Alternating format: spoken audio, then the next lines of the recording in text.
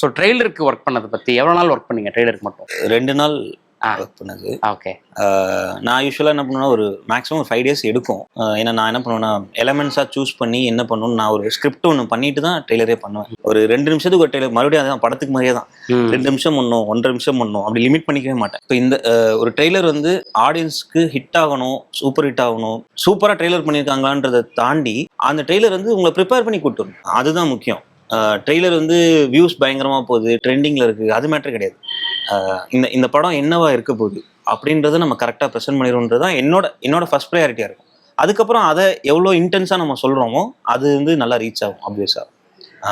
இப்போ இது 3 BHK பொறுத்த வரைக்கும் நான் ஃபர்ஸ்ட் வெர்ஷன் என்ன பண்ணணும் ட்ரெய்லருக்கு அதுதான் இப்போ வரைக்கும் வந்தது. மேபி ஷார்ட்டாக 1-2 நாங்கள் மாற்றிருக்கலாமே ஒழிய இந்த பேட்டர்ன் இதுதான். அதோட கன்ஸ்ட்ரக்ட் பண்ணுற விதமாகவும் நான் அந்த ஃபர்ஸ்ட் அதை நெசசிட்டியாக வைப்போம், அடுத்து ஒரு சோஷியல் ஸ்டேட்டஸாக வைப்போம், அடுத்து என்ன மாதிரி இது வரைக்கும் சரத் சாரோட கோலாக இருந்தது இவரோட ஷோல்டருக்கு மாறின பிறகு இவர் எப்படி அதை ஃபேஸ் பண்ணுறாரு, அதனால தான் அந்த Dhoni fan Dravid fan dialogue.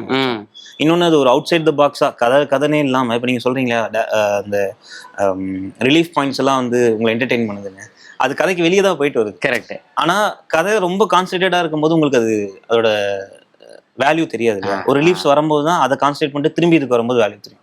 அந்த மாதிரி ஒரு ட்ரெய்லர் பண்ணும்போதும் முடிஞ்ச அளவுக்கு அவுட் சைட் த பாக்ஸ் ரிலேட்டபிளா கதைக்குள்ளேயே இல்லாம அப்படி இருக்க எலிமெண்ட்ஸும் பிளேஸ் பண்ண ட்ரை பண்ணுங்க. அப்படியே இந்த சூரியவம்சம் டைலாக்லாம், ஆமா சூரியவம்சம் டைலாக்லாம் அது வச்சது அதெல்லாம் கொஞ்சம் ஜென்ரிக்கா மாத்துறது.